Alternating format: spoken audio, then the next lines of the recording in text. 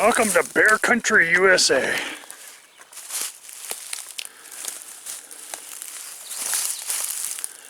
Oh, boo-boo, what am I gonna do without our picnic baskets? I don't know. Yogi, what? Well, I guess we'll have to eat hickory and basswood and maple and ash and maybe even nip off a young wild raspberry here and there. Ah, but Yogi, they've got thorns. No, the tops, boo-boo. The tops are tender and succulent, and the thorns are not hard. But I'm short, Yogi. I can't reach the tops like you. That's too bad for you, boo-boo. More for me? I swear.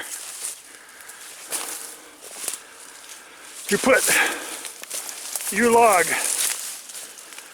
and 3 to 5 years after logging, if there are bears in the area, you will have a population explosion. I ran into another one just the other night. Going up to the north pasture, he stood up in the hayfield, looked at me for about 5 seconds and said, I suppose I'll go back in the woods. It's a pretty big one too, not real huge, but definitely make you notice. Whew. I'm down on Cookout Point here. Well, climbing up the Cookout Point. Trying to get at these singular small to medium sized trees that have died.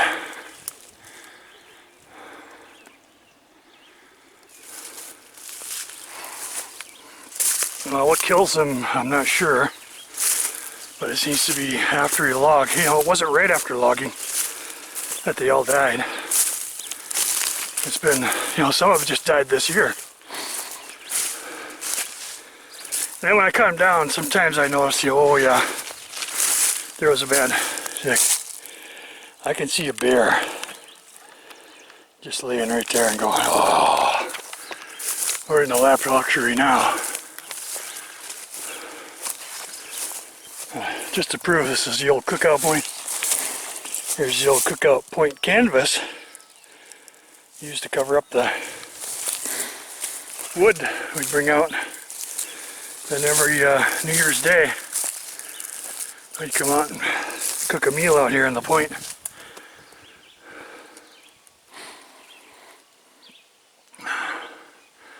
There's a basswood that has to go, even though it is in good health. But it's pretty much a jungle.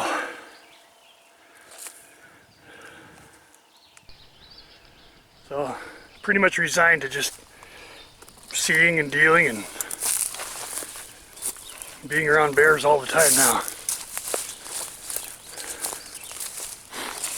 Like right this very instant, you know, I wouldn't be surprised if there's 5 of them within 200 yards. They're not gonna move unless I get too close. And the only time you have to really worry about it, I think, is like earlier. Here, see, they've been up here. They've been up here just tearing this red maple a new one.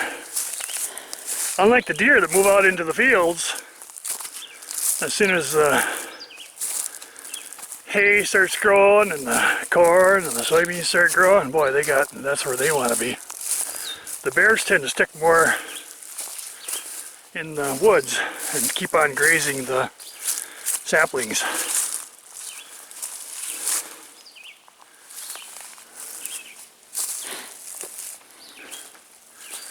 This is up where I cut 3 more small trees out of here. But I was saying, when I cut them down, some of them, you know, they're hollow at the bottom, of course. Yeah, they were dying anyway, or there was a branch that broke off and that branch was too big and the whole inside of the tree was getting rotten, up at, you know, higher up, cutting off the phloem and cambium layer from getting nutrients up the tree, things like that. But then some are a mystery. Cut them down, it just looks perfectly fine. And okay, I'm guessing, possibly it was from logging. Those that they were hit. Here's one. I don't know what that one is. Like barrels like that one too. They don't seem to like black cherry.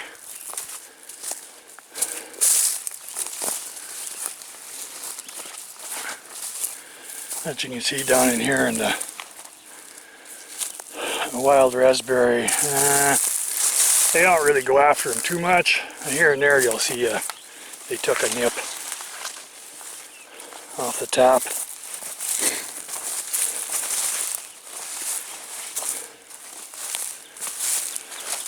But yeah, anyway, ones like that,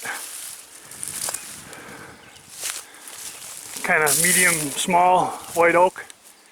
Don't really know. Maybe it was something the loggers did and it just delayed. Or maybe when I cut it open, it'll have some problem evident in the wood. But I think this one had leaves up until last year. Or up until this year.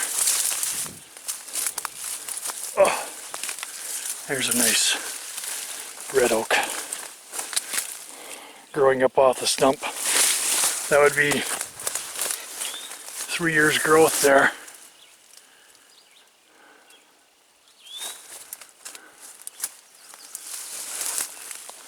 Same thing there.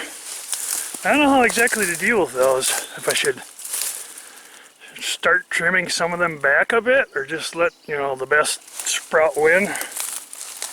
They'd grow better and faster if I could cut them back to just like 2 or 3 sprouts.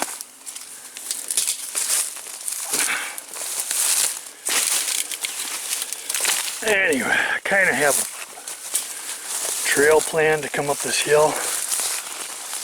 I don't know. It's pretty steep. I might have to go around where I was at the top up there. Whoa! Can't see my footing.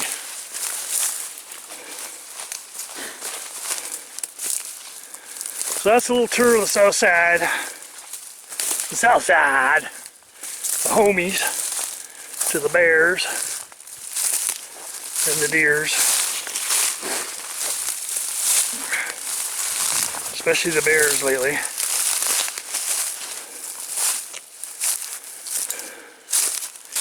We have constructed a habitat that they are apparently thriving in. I don't know what they do in the wintertime though. It's not like we have caves around here, or, you know, much for caves.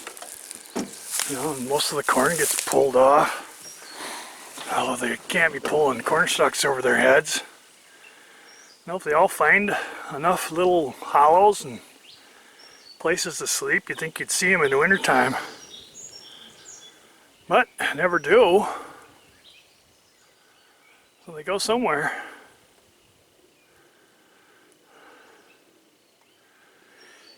Alrighty, I'm gonna try to drop that white oak straight down toward the gator here. See if I can brush it by that red maple and not hit that oak right there. So I gotta go right directly in between. Precision. We'll see what happens.